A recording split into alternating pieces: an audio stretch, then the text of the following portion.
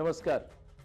राज्याचे मुख्यमंत्री आदरणीय देवाभाऊ लातूरचा प्रवास आणि त्या प्रवासामध्ये लातूरला फक्त पुढचे 5 वर्ष साठी आम्ही विचार करतोय असं न सांगता येणाऱ्या 2047 पर्यंत लातूरचं विजन त्यांनी आपल्या समोर मांडले.